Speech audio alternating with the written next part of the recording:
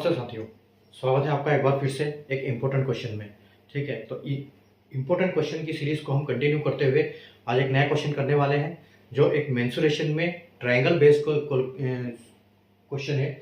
ठीक है, जैसे आप बोर्ड पे देख सकते हो, the sides of a triangle are 70, 56 and 42 centimetre. What is its area? तो एरिया यहाँ पर निकालना है और एक त्रिभुज के तीनों भुजाएं दी हुई है। हिंदी में भी हम देख सकते हैं, एक त्रिभुज की भुजाएं 70, 56 और 42 सेंटीमीटर है। इसका क्षेत्रफल ज्ञात करें। ठीक है, तो जब भी ट्रायंगल का सवाल आता है और इसका एरिया निकालना होता है, तो बेसिकली एरिया दो प्रकार से निकाला जा सकता है। ठीक है, तो मैं आपको सबसे पहले दोनों फॉर्मूले बताता हूँ एरिया के। ठीक है, एरिया के जो दो फॉर्मूले होते हैं, एक होता है 1/2 इंटू बेस इंटू हाइट। ठीक है, 1/2 और आधार गुणा ऊंचाई। ठीक है, और जो दूसरा एक और फॉर्मूला है एरिया का, वो है √s और ब्रैकेट में s minus a, s minus b और s माइनस c। ठीक है, तो ये जो दोनों फॉर्मूले हैं, ये कब कब लगेगा आपको ये पता होना चाहिए। ठीक है, तो एरिया निकालने के लिए जब भी देखो अगर कोई राइट ट्रायंगल की बात करते हैं, या फिर ट्रायंगल दिया होता है, या फिर उसका बेस दिया होता है, अगर इस टाइप का ट्रायंगल होगा, ठीक है, आपका अगर राइट ट्रायंगल होगा तो आपका ये फॉर्मूला काम आएगा।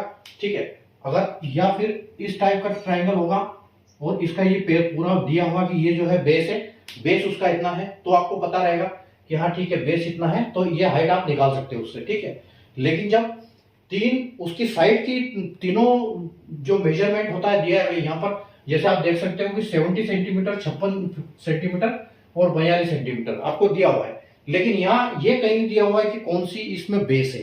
ठीक है, तो उस केस में क्या करेंगे, ये फॉर्मूला काम नहीं करेगा, उस फॉर्मूले इसके बाद हमको इस फॉर्मूले के हिसाब से यहाँ पर सोल्व करना पड़ेगा। ठीक है, तो याद रखिएगा, जब भी आपको तीनों एंगल तीनों साइड्स की जो मेजरमेंट दी हुई है, वैल्यू दी हुई है तीनों साइड्स की, तो ये वाला फॉर्मूला लगेगा आपका √s into s minus a into s minus b into s minus c। तो इसके हिसाब से आपको फॉर्मूला निकालना है। ठीक है, तो आइए हम इसको देखते हैं कैसे करते हैं। ठीक है, अब यहाँ पर सबसे बड़ी बात यह है कि s क्या है। abc तो चलो किसी को भी मान लेंगे हम। ठीक है, abc किसी को भी मान लो, उससे कोई फर्क नहीं पड़ता, लेकिन अब s किसको मानना है। ठीक है, तो जो s होता है वो क्या होता है, s की वैल्यू क्या होती है, s इज इक्वल टू जो a plus b plus c और अपॉन 2। ठीक है, तो यहां से आपका s निकलेगा।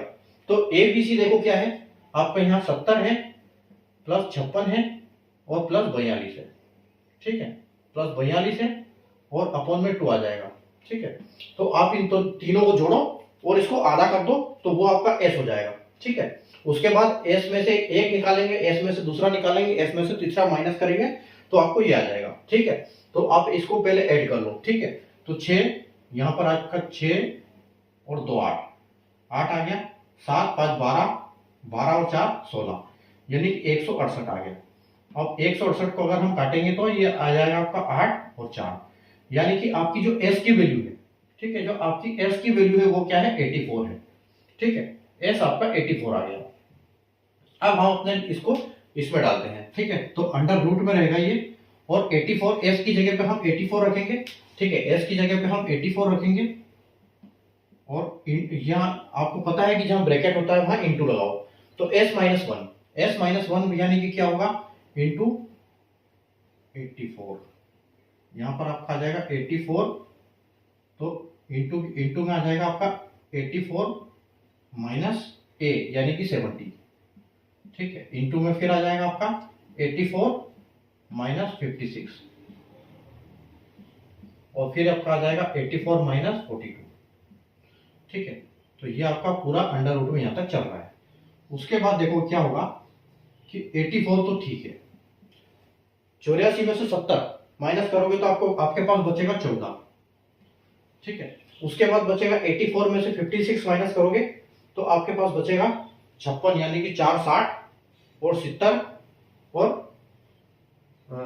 4 और 84 56 4 और 10, 4 और 10 14, 14 और 10 24 और 28, यानी कि आपका 28 हो गया यहाँ पर। ठीक है, उसके बाद 84 माइनस 42 यानी कि 42 ही रहेगा, जस्ट आधा माइनस। ठीक है, अब देखो, सॉरी माइनस नहीं, अब देखो, अब जब ये यहां पर निकलेगा तो आपको पता है कि जब जोड़ी बनती है तो यहाँ हम उसको बाहर कर सकते हैं अंडर रूट के।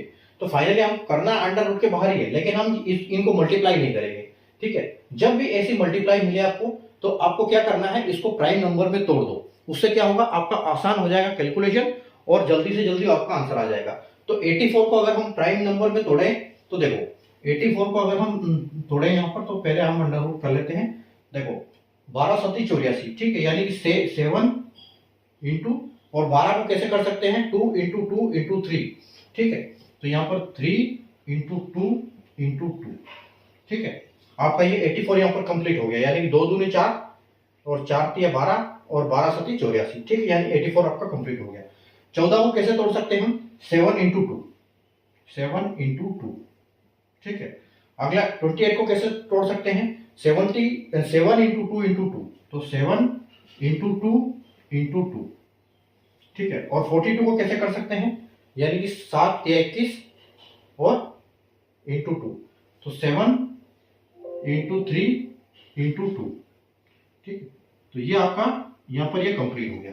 ठीक है, 84 का हमने यहाँ पर कर दिया, 7 ये आपका 84 आ गया, 14 आपका यहाँ से आ गया, और 28 आपका ये पूरा हो गया, और 42 आपका ये हो गया, 7 या 21 और 2 42। ठीक है, अब देखो, अब आपको पता है कि हमने ये प्राइम नंबर में कर दिया। अब ये आसानी से हम इसको हटा सकते हैं। अंडर रूट कैसे हटाएंगे, जब दो नंबर को हम हटाएंगे तो एक नंबर बाहर आएगा, 2 में से 1 बाहर आ जाता है।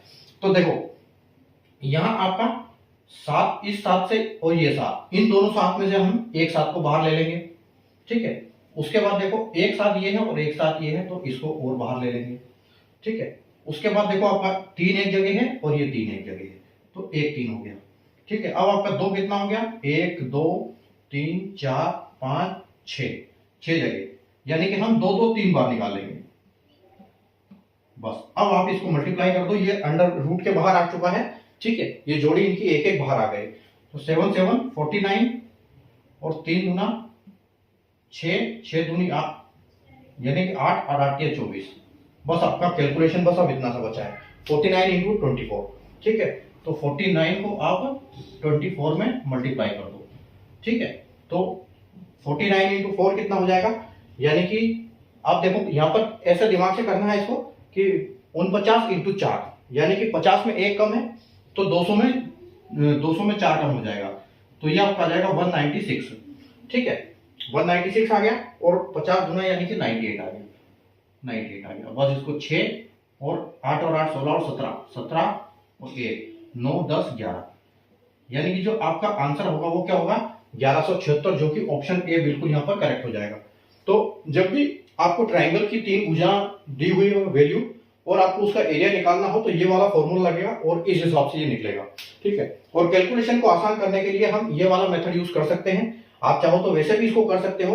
उसके बाद क्योंकि सारा पूरा बड़ा मल्टीप्लाई होगा, और उसके बाद फिर उसका वर्ग ये ढूंढना पड़ेगा कि ये किसका ये है स्क्वायर रूट। ठीक है, तो उससे बढ़िया है कि इसको प्राइम नंबर में छोटा छोटा कर दो, ताकि एक एक आप सेट बाहर निकाल लो और सीधा मल्टीप्लाई कर दो, आपका आंसर आ जाएगा। ठीक है, तो ये मेथड बहुत अच्छा मेथड है। ठीक है, उम्मीद है आपको मेथड समझ में आया होगा कि इसको कैसे कर सकते हैं। तो वीडियो को लाइक और शेयर कर दीजिए, चैनल को सब्सक्राइब कर लीजिए, क्योंकि इसी टाइप की मैं आपके लिए क्वेश्चन, उसके साथ ट्रिक और मेथड आपको आसान बताता हूं, ताकि आप आसानी से वहां पर एग्जाम में क्वेश्चन को समझ पाओ और हल कर पाओ। ठीक है, तो मिलते हैं नए वीडियो में नए क्वेश्चन के और नए ट्रिक और कॉन्सेप्ट के साथ। तब तक के लिए गुड बाय।